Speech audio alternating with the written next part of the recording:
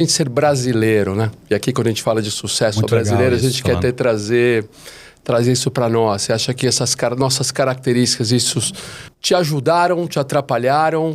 Do jeito que eu me posicionei, sempre ajudou. Porque eu trabalhei muito tempo para americano e menor tempo para europeu. Sempre teve esse vínculo fora do Brasil. Então, a gente é muito fácil aqui de fazer esse elo, né? O americano, ele é muito metódico. Ele, na verdade, ele cria método para ver se você não está desviando do resultado. Mas ele não é tão criativo quanto o brasileiro. Criativo de ideias, vamos chamar o nosso marketing um dos melhores do mundo, né? Então, sempre se valorizava essa nossa capacidade de fazer. O lado ruim pra gente sempre foi, com essas empresas americanas, é que o nosso mercado sempre foi muito menor do que o mercado americano. Então, a gente, às vezes, era difícil conseguir chamar a atenção. Pô, eu por 4 anos fui o que mais vendeu. Então, pra mim foi fantástico eu conseguir isso.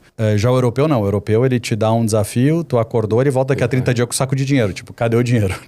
É isso aí. Ele não tem muito método, não. O europeu é diferente. É, bem diferente. Então, eu acho que o brasileiro ele tem uma capacidade de resiliência muito maior em qualquer lugar do mundo que eu já trabalhei. Né? Quando eu vou dar palestra, eu felizmente agora tenho dado palestras fora em vários lugares do mundo, nós somos diferentes. O problema do brasileiro é quando ele tenta buscar o atalho. Que aí volta aquela primeira fala aqui do nosso podcast, foi a narrativa. Se criou uma narrativa no Brasil que tem atalho para as coisas. Os 5 passos... Tipo, tem um livro que eu acho fantástico aí. Convença qualquer pessoa em 90 segundos. Vai lá em casa, meu amigo. Pode escolher qualquer um em 90 segundos convencer. Que papinho. Só que as pessoas... Isso vende. Então, quando o brasileiro que deixa de lado essas promessas ocas e de fato entra na resiliência, no trabalho e tal, é imbatível. É um povo... Eu também acho. Acho que as nossas características... a principal é a criatividade. Eu acho que tem algumas, né? A criatividade. A segunda, acho que é a parte de relacionamento. De como a gente tem uma habilidade de relacionamento pessoal que se você vai na Europa, eles não... Né, aquele jeito... em geral, frio, atrapalha um pouquinho, né? Acho que o que a gente tem que tomar cuidado, não sei se você concorda, é que a gente tem esse atalho que você está falando, talvez é o tal do jeitinho, né? Porque... Esse jeitinho, na verdade, que quase virou meme, né? É ruim para nós nesse mundo, quando a gente está interagindo com outras pessoas do fora do país. Para mim é a busca da vantagem, a busca do atalho, né? Se eu olhar minha carreira, se eu olhar a tua carreira, não teve um dia assim... Não, um dia eu tava aqui, eu amanheci aqui. Não, porque eu fiz um negócio... Cara, não, desculpa, não infelizmente não vou conseguir te contar essa parte. Não teve. Foi dia a dia. Então, assim, às vezes é mais longo o processo, mas ele é mais previsível que vai dar certo. E eu vejo muita gente tentando o atalho e aí passa a vida inteira sem dar certo. Né? Ou quando tá dando certo... acha que não precisa mais se esforçar, que é uma outra coisa que acontece também, né? Mas se olhar, pensa assim, Celso, a gente nunca teve tanto dinheiro na sociedade como tem agora. Nunca teve tanta chance de prosperar. Então, a abundância que está ali fora, o cara só não aproveita se não quer de verdade se engajar. E eu não estou comparando eu, você, fulano, ciclano. Estou comparando eu com eu mesmo. O que importa para mim é de onde eu estou hoje para onde eu estou amanhã. Só isso. Melhorei. Cara, estou feliz. Estou vencendo. Né? É só isso, porque, cara, internet é complicado isso. Eu vou ficar me comparando com os outros. Sempre vai ter a grama mais verde do vizinho. Sempre vai ter. Não, sem dúvida. Para terminar esse ponto, assim, acho que a gente deveria acabar com essa história que existe o jeitinho brasileiro. Acabar com essa história, nunca mais lembrar que é um povo que... eu sou brasileiro e gosto de levar vantagem. Isso é uma frase antiga que ficou famosa. A gente deveria parar com isso, que isso atrapalha. Cara, eu tenho um asco para isso, né? Atrapalha. Eu sinto que as novas gerações, eu vejo muito no exemplo da minha filha, por exemplo, que já está no mercado de trabalho, não tem mais isso, não né? Tem. Eles já nem... Mas que bom, eu acho que amadureceu, né? Talvez seja, né, minha geração para trás, que tinha isso assim, mas acho que a gente tem que...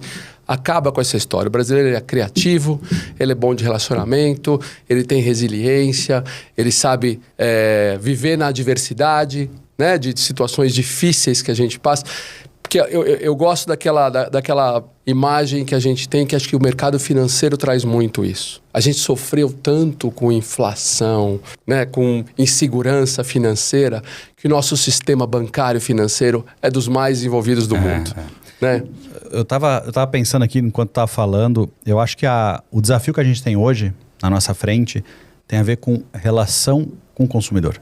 Eu acho que... Quem acha não tem certeza, né? Eu vejo, pela minha experiência, pelas pessoas que eu converso, que todos os dias a maior parcela dos comerciantes ou das empresas está mais preocupada em resolver o seu problema do que o do cliente. E isso é muito na ansiedade, porque o mercado ficou quente, cresceu. Então, todo mundo está meio preocupado em crescer. Então, é muito mais ser oportunista. Eu estou sendo muito mais interesseiro do que interessante. Eu acho a grande oportunidade para quem entender e ser interessante agora. É só você olhar a experiência que é viajar de avião hoje como era 5 anos atrás. A telefonia hoje, 5 anos atrás. Porque o mercado estava quente. Mas a água vai baixar, vai nivelar e aí vai ver quanta empresa está deixando de crescer porque ela não entendeu que ela tem que ser interessante antes de ser interesseira. Você foi um dos meus gurus de experiência do cliente. Né? Imagina. Então, e lá na época da Oracle, muito, né? aprendi muito com você sobre essa história de experiência do cliente. Então, você acha que... eu só não entendi quando você comparou a experiência de viajar de avião. Não, vou te dar um exemplo. Com a experiência... Vou te dar um exemplo. Hoje, se a gente vai no aeroporto, presta atenção quem estiver em Congonhas. É uma gritaria no microfone o tempo inteiro. A mala tem que despachar, grupo 4, se eu quero... Cara, pra que essa gritaria? Pra quê? Cara, pra que se criam regras que prejudicam o cliente? Então não cria regra.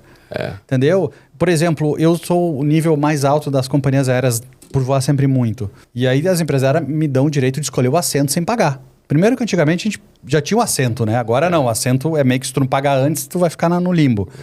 Mas tudo bem, então como eu tenho direito, reservo o assento. Quando eu vou embarcar, seu Carlos, a gente teve uma alteração, o senhor tá na 32. Mas cara, eu tava na 2, eu tinha direito. Pois é, mas não tem mais. Por quê? Porque algum cliente veio querer pagar, pagou, sei lá, R$28 pelo assento, eles tiraram de um cara que voa 200 vezes por ano para ganhar R$28. Isso mostra o quê? Interesseiro não é interessante. Entendeu? Entendi. Então, a minha provocação é que assim, todo mundo tá querendo tirar a moeda que pode de todo mundo. Isso não dura. Tem que ter respeito pelas pessoas, compromisso com a qualidade. Então, eu acho que essa grande é a nova camada da oportunidade agora. Antigamente foi digitalizar, ter sistema. Agora a era da inteligência. A parte de voar de avião piorou um pouquinho. Mas de telefonia... melhorou do que o passado, não? Fala de serviço, né? Mas se tu for pensar, qual é a tua experiência se tu precisar ligar para um call center? Não. Essa é a relação com o consumidor. Nem quero tratar esse assunto aqui, que eu vou ficar de mau humor. Então, a minha provocação qual é? Se a gente olhar o segmento como um todo, se você entra numa loja de fast fashion, aquelas lojas cheias de arara de roupa, você escolhe um monte de roupa, quando você vai provar, tem um funcionário preocupado não que você compre, preocupado que você não roube. Então ele só quer te dar uma plaquinha quantas calças entra para provar. E aí tu entra lá, prova 5 calças, devolve as 5, ele tá realizado, porque tu não roubou, tu devolveu as 5. Só que tu deixou de comprar, por que ele não te pergunta por que tu não quis as 5 calças? Porque esse não é o trabalho dele. O trabalho dele é não roubar. Ou seja, ele só tá preocupado com ele, não contigo. E qual cliente entra numa loja, tira a roupa 5 vezes para provar e não compra? Alguma coisa aconteceu de errado. Entende a provocação? Isso é não olhar para o cliente, é olhar só para si. Só que como todo mundo desses grandes olham para si, que eu brinco, né? Eles acabam olhando para sua meta e não mais para o cliente, abre-se uma grande oportunidade. Sim. Então a dica aqui que fica nessa conversa é quem entender isso, querer ser mais interessante do que interesseiro, vai ter atenção de todo mundo. Ser mais interessante que interesseiro. Por exemplo, se tu parar para olhar o mercado, por exemplo, refeição, restaurante, tu não lembra o nome do garçom, tu não lembra o preço que tu pagou, mas tu sabe como tu te sentiu num lugar. É isso. Não é a oferta, a promoção que faz vender, é como eu me sinto. Agora, experiência tá na moda, né? A gente tem... Todas as empresas, ao menos... É por isso que é o problema. Começam a falar em oferecer, tá na moda. Pensar em oferecer alguma experiência. Eu vejo essas empresas que eu dei o exemplo de fast fashion, os caras dizendo, investimos milhões em inteligência artificial, blá, blá, blá, blá, blá, a empresa mais não sei o quê. Eu entro na loja, acontece isso, cara. O NPS da loja é 99%. Perfeito, cara. Tu entra lá, tá o atendente com a cara fechada. Adianta tu ter esses indicadores se tu não... Se a experiência, eu não me sinto assim. Então, eu vejo muita gente querendo usar isso, por quê? Porque a meta diz, você tem que ter tantos pontos de NPS para ganhar o teu bônus. Então, o cara trabalha pelo NPS, não pelo cliente. Sim. Entendeu? Então, essa é a grande oportunidade na minha visão da experiência do cliente hoje. Eu não chamo nem de experiência do cliente, eu chamo de ser interessante.